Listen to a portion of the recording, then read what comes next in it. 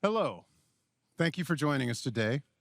I'm Dale Tutt, and today's host of what promises to be a very exciting topic and very engaging. And I work at Siemens. I lead the industries for electronics, semiconductor, industrial machinery, and battery. I'm also the host of the Industry Forward podcast at Siemens. Today with me, we have Joe Paluska from Commonwealth Fusion Systems and also John Nixon from Siemens Industries as well. Gentlemen, could you introduce yourself, starting with Joe?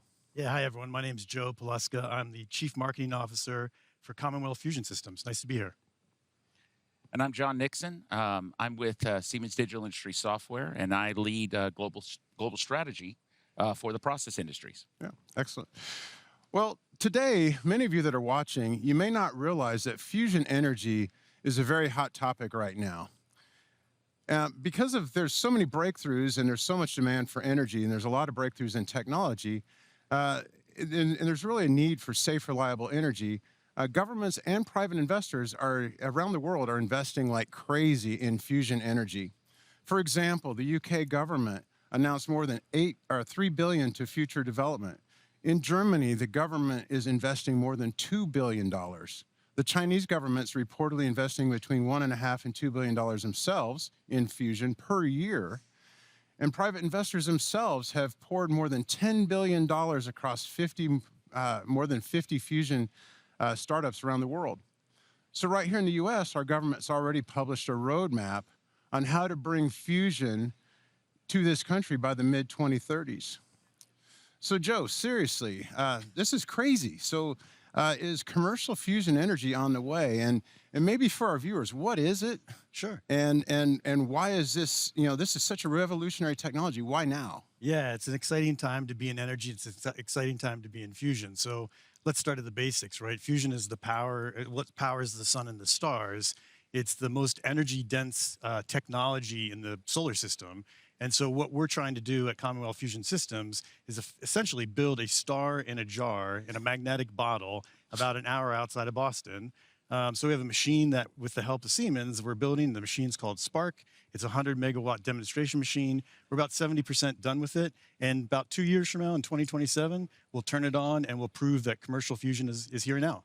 Well, that's pretty amazing. It's, maybe, what are some of the challenges? I mean, people have been talking about fusion for a long time. So what are some of the challenges? Yeah, like any new technology, we have to design the parts, the bolts, get the supply chain in order, design the technology, test R&D, break through different material science challenges that we have, and then ultimately turn it into production, turn it into manufacturing, and turn it into a scalable product. And so that's what we've been working on since 2018. We're spin out of MIT, and we've got a magnet factory now about an hour outside of Boston, 3 shifts a day, 24 hours a day, 7 days a week, cranking out magnets for our machine. Oh, that is awesome. It's awesome. So I want to make a distinction. I know some people get confused sometimes and they refer to nuclear and fusion, but they're very distinctly different. Can you maybe elaborate a little bit on what that difference is? Sure. So fission is the splitting of the atoms. Fusion is the fusing of the atoms. So with fusion, and their risk profiles are completely different, right? So with fusion, there's no risk of runaway meltdown. There's low-level radioactive waste. So it really is the holy grail of clean energy. Awesome, awesome. Well, that's good. So John, you work with a lot of energy companies as a leader of the energy industries at Siemens. From your perspective, what's your take on all of this right now? So we're starting to see the efficacy of fusion now, right, in real time. This game-changing event for our species. It's tremendous what's going on.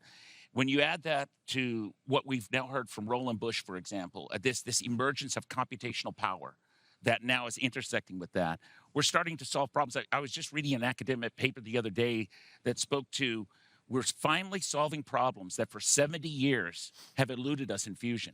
And we're seeing those breakthroughs headline after headline from Commonwealth Fusion right now. Yeah, that's right.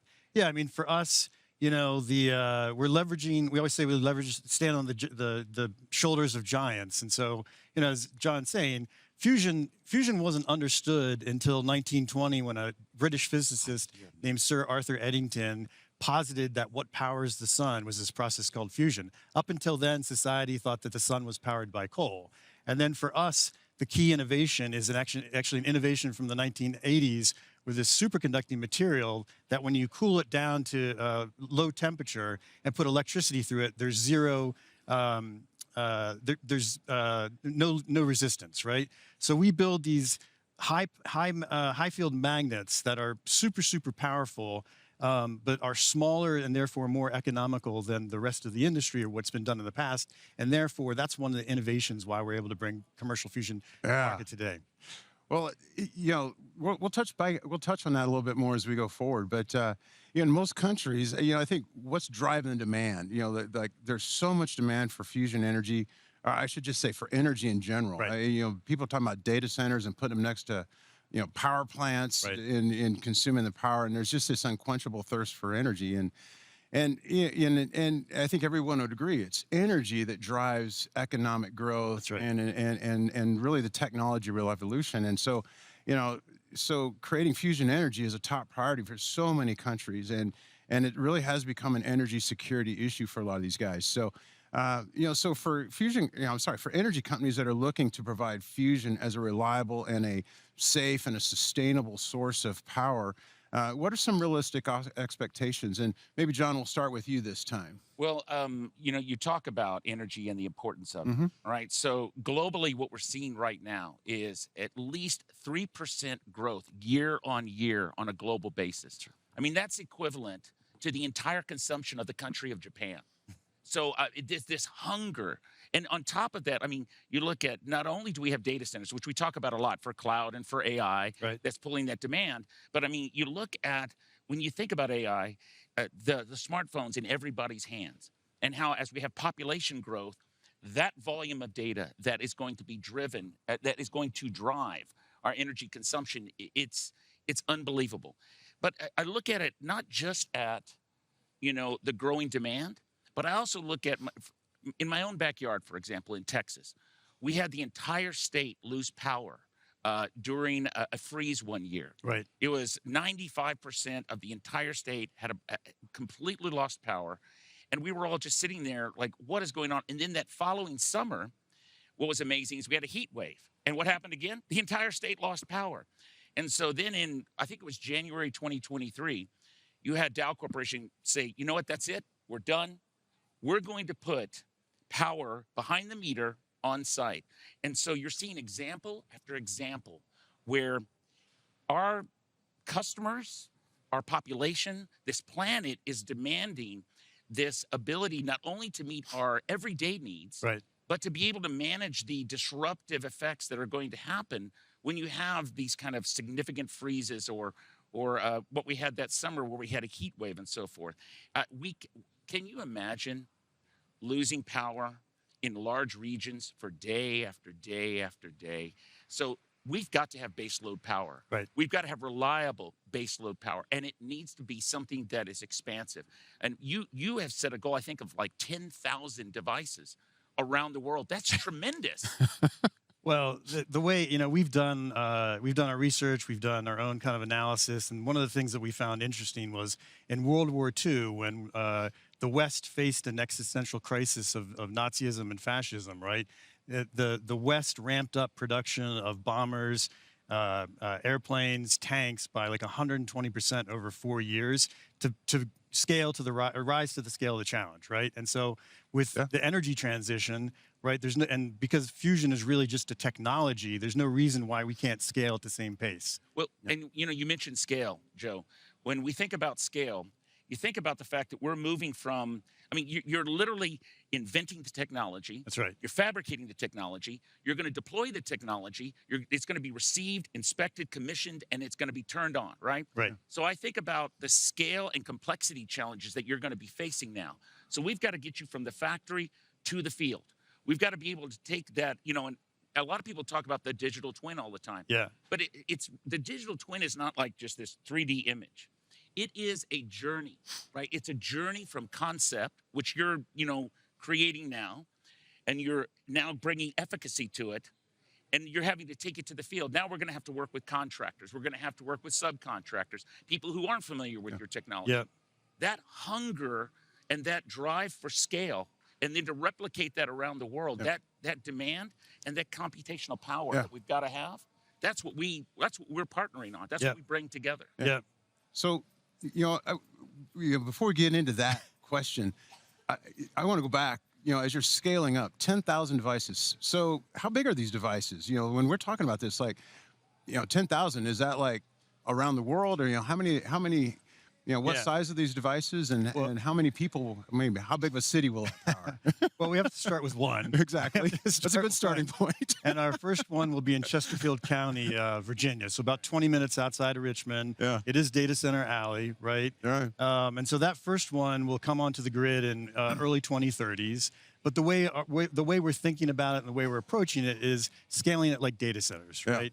The fact that the hyperscalers can scale data centers very, very quickly around the world, we're trying to employ that model because, again, at the end of the day, it's technology. It's not this massive power plant. As I mentioned, with the superconducting materials that we're using for the magnets are smaller and more economical, and therefore the footprint of the machine itself is smaller. Yeah. So we're just trying to go fast. Yeah. Yeah. So that's, and I think one of the things, John was talking about how there's, large areas lost power, but when you're starting to talk about smaller devices and thousands of devices. Yeah.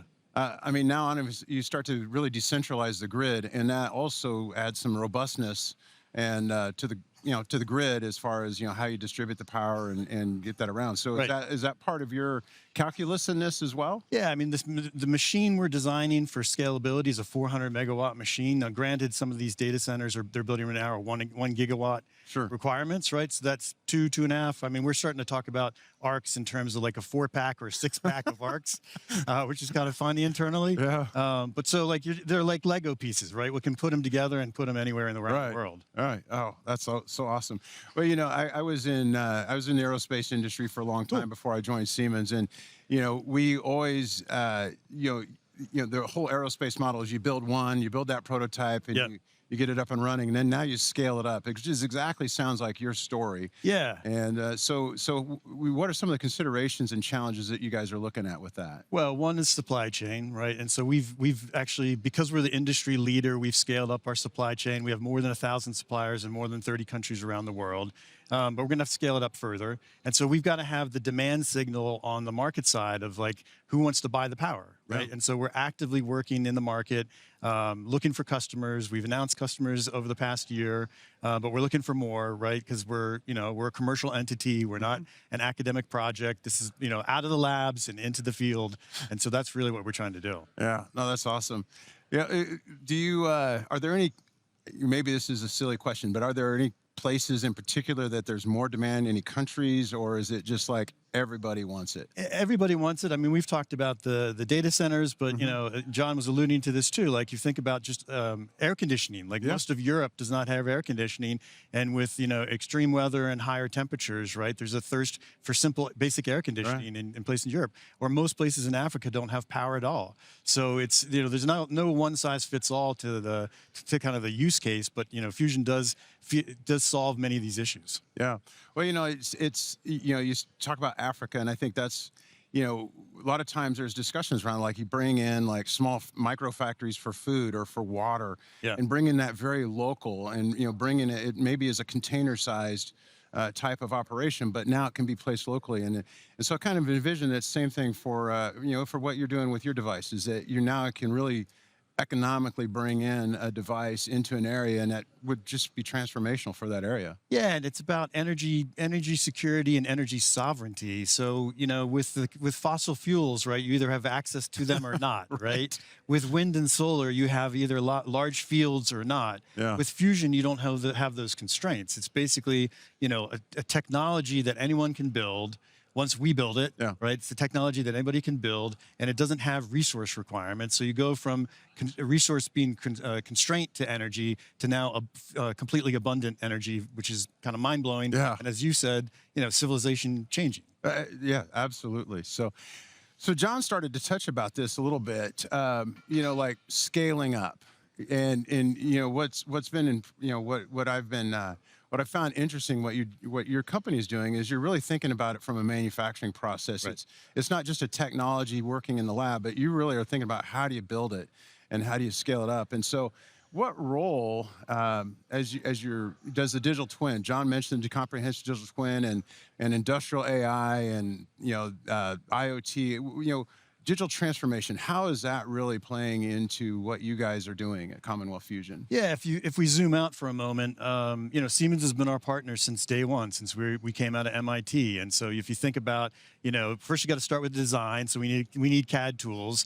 Then we need a single source of truth, right, on the data. And then we have to scale that through, from design to the product to manufacturing. So with your digital solutions, right, it's been basically you take an early idea and a young startup and combine it with a mature company like Siemens and the solutions that you bring to the table, right, that just helps us scale even faster. Yeah. And then with respect to the digital twin, it's pretty fascinating. We have a partnership with Google DeepMind, with NVIDIA, and with Siemens. And so with DeepMind, right now, what they're doing is they're simulating the plasma inside of SPARC right now. It's like a video game before SPARC is even built. They're playing the video game of SPARC so that once SPARC is up and running, we can run it more, we can optimize for its operation, right? And then with the digital twin with NVIDIA and Siemens, it's very similar. We can simulate the machine even before the machine's built. And then once the machine's built and we turn it on, we take all that data and then feed it back into the digital twin, into DeepMind, and it's that circular combination. Yeah. Wow. And as are you bringing that information back into the digital twin and updating the digital twin right now, or we will once the machine is once up. the machine is running? Are you doing that with the manufacturing processes yet? We are not, to my knowledge, but that we hired a fantastic chief operating officer about a year or so ago, and he's got great experience from Delta Airlines, Harley Davidson, and other companies. And so really, we're maturing as a young company, right? We're 7 or 8 years old, but still we have a lot to learn and a lot of ways to grow. A lot of excitement. So, John, what about you? What do you? How do you see the role of digital transformation, digital twin, really playing into all this? So, again, I think about the ever-growing complexity that we're going to face across multiple disciplines. You're going to have civil. You mentioned HVAC, right? But there's civil, structural, mechanical, electrical. The list goes on. And I look at the pebble in the pond challenges. As you're going through, what's the smallest change that you make? But what are the long-term ramifications from that across all of that? Exactly. You've got quite a challenge right now. I mean, you're pioneering fusion energy.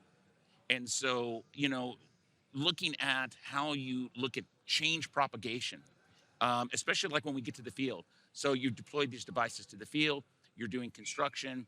Oh, my goodness, we've got a challenge out here in the field. Yep. How do we communicate that back to the designers? How do we manage that change effectively and quickly? We want to be on time. We want to be on budget, right? We want to get the first electron. So for me, I look at the fact that we now have the computational power to support that. What's not only has fusion energy, as you were saying before, it's been like decades of it's always next year. It's always 3 years away or whatever. What's also been a challenge is when you look at capital projects that are of the hundreds of millions and billion-dollar scales, like what you're going to be dealing with, they're never on time and never on budget, or at least we have a legacy of that. Just like Fusion's had a legacy of challenge, but no longer. Now with the computational power that we've got, the digital twin, the comprehensive digital twin, this digital journey that we've now empowered Commonwealth Fusion Systems with. Right. I'm very excited about getting to the field as quickly as possible. You and me both. So it's going to be tremendous. Well, this is transformation. Yeah, well, and I think a lot of times when we talk about the comprehensive digital twin, it's easy for people to think about the device, but it's actually the device that's inside of a building, inside of infrastructure. There's a lot of elements to that, and are you able to bring all of those elements together and really optimize as a complete system of systems as opposed to just a device within a box? Yeah, I mean, that's the reason the word systems is in the name of the company, to be honest. But we're a fusion technology company. We're going to innovate where we need to innovate. So we don't need to innovate on the steam turbine. The steam turbine is a steam turbine is a steam turbine. Right. So really, we're focused on the tokamak, and there's some subsystems that we've improved on. But really, the most of our focus is on the tokamak itself. Okay. And you've talked probably a little bit about this already. In the past that when there's been work around fusion, it takes more energy to actually get it going and running than and then they're not able to sustain it. Yeah. But you guys are crossing that threshold.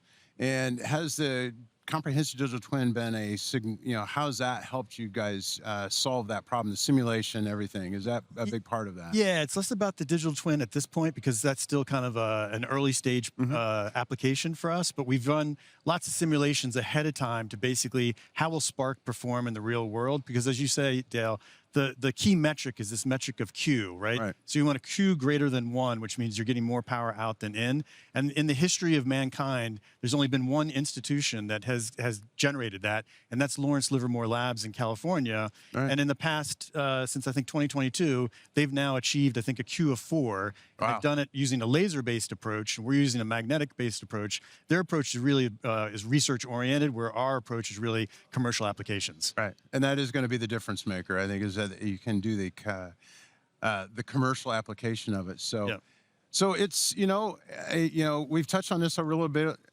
We've talked on this a bit. That there's so many challenges people in doing it. So for our listeners, we got a little bit of time left, but what's the top 3 or 4 things they should know that this is why it's real this time? Yeah, there's a couple of things. Again, the advancements in material science, and that's the superconducting material that we've scaled up as an industry. We don't own those capabilities. We're the largest buyer of HTS tape in the world. And I think SPARC itself will contain, I think, 9,000 kilometers of this material, which is kind of crazy. So that advancement has helped helps us to basically move up what's called the Lawson's criteria curve to get above that Q greater than 1. I'd say the second thing is all these simulations that we've done with how will the plasma behave inside the machine. So we're big believers in peer-reviewed research. We publish all of our research on our website. The global scientific community has basically looked at our research, looked under the hood, and said to us, these guys, if they can build what they say they're going to build, it's going to do what they say it's going to do. The SPARC is actually designed to do as much as high of Q of 11. And then ARC, when we're doing actually the plasma physics papers right now, but ARC will be designed to do Q of 50. I'd say the third challenge then is just is government regulation, right? And broader general public awareness. But with government regulation, the good news is that UK, US, Germany, Japan, other countries around the world are regulating fusion completely different than fission because fusion's inherently safe. So it's regulated with a light touch versus more heavier touch because with fission, it's a different risk profile. And then with, I'd say, just broad public awareness, right? I live in Silicon Valley. When I go to my friends' happy hours and cocktail parties, right? They're all Silicon Valley engineers. They may have studied fusion in college or high school, but they have no idea that we're this close to making it happen. Yeah, no, that's so true. So, John, what about you? What do you think? Well, as you were talking, again, I'm picturing in my mind as you're talking about the ARC. What does this look like as we're constructing this in the field? I think about our continued support of R&D acceleration, the integrated engineering ecosystems that need to be in place and need to grow and mature. I think about the complexities in not just manufacture, but that manufacturing mindset, taking that to the field and making sure that we do this right the first time. So for me, it's that entire journey is now a reality. Right. And we're actually going through it in real time together.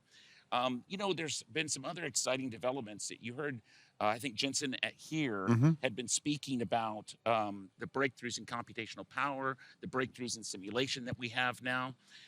We're starting to see things that took, I read another academic paper the other day, and it talked about how what took us 54 hours to simulate prior now takes 82 seconds. Right. I mean, the dramatic shift in what we're able to do in runtime, that's the amazing thing, is what's eluded our species is runtime computational fluid dynamics.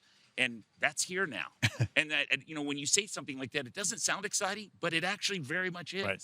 So I'm really enjoying watching what we're seeing unfold right before our eyes with Commonwealth Fusion Systems. Yeah. It's funny because there's our plasma physicists are probably in their mid 30s, early 40s. So it's really interesting to see the generational shift between the plasma physicists who are now retired in their 80s, and to their credit, they worked on fusion their entire careers. but we're never able to get a Q greater than 1. And then in just the past 10 years or so, with compute advancements in material sciences, AI, machine learning, this next generation of plasma physicists have cracked the code, and that's really exciting for us as a company. But, and I really do think we actually see that in a lot of industries, and aerospace, automotive, self-driving cars, a lot of these things that we've talked about for so many decades that are now becoming available because of the power of the digital transformation and the digital twin and the simulation, the compute power. And you guys are seeing the same thing with Commonwealth Fusion, with fusion energy. So it really is, I think that people look at it like, wow, I spent all this time on it.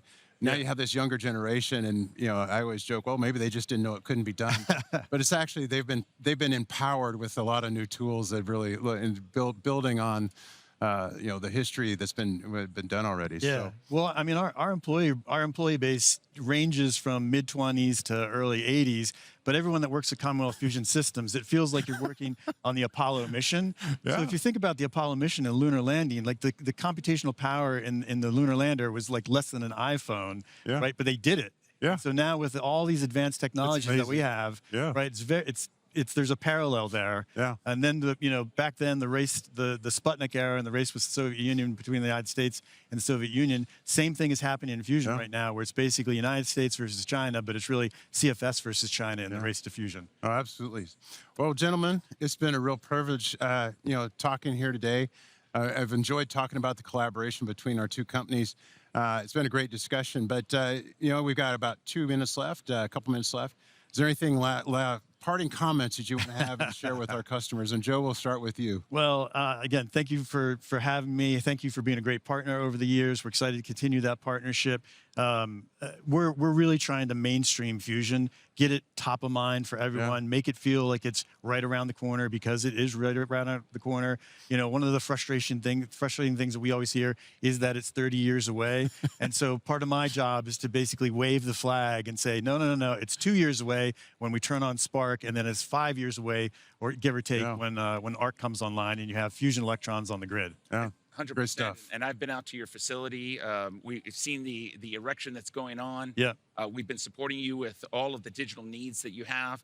Honestly, it's not 30 years away. We are, I feel like we're days away. Yeah. I mean, when I look at how much you've already accomplished, it's like I have to put my seatbelt on and just get ready for the ride, because it's so tremendous. We have a time-lapse camera. I'm going to give you video access to the time-lapse camera, so you can log on anytime and see how SPARC is going along. That's going to be you what guys are making it happen. It's real time. It's real time. That'll be one of those viral videos. Oh. So once you get it set up and running, then when does it get shrunk down to? Well, Robert Downey Jr. is one of our investors. Yeah. Really? Yeah. Your story gets better and better. I know. It's fantastic. We're trying to bring him into the narrative, and we've talked to his people about that, so we're trying to bring him into the narrative. Oh, that would be great. Yeah. That's that's a real treat. We didn't expect that at the end of the session. Next time he'll be sitting next to us. Oh, there we go. He'll steal the show. Well, anyway, gentlemen, glowing reactors, right? Or devices. All right. Well, gentlemen, it has been a real treat, and I want to thank all of our listeners and viewers today. This is such a fascinating topic with where it's happening with fusion solutions, fusion energy. And we are so proud to be working with Commonwealth Fusion Systems at Siemens, a collaboration to really bring clean, sustainable power to the world. And it will truly be transformational. So, gentlemen, thank you. And thank you to all of our listeners. Thank you. Thank you. Thank you.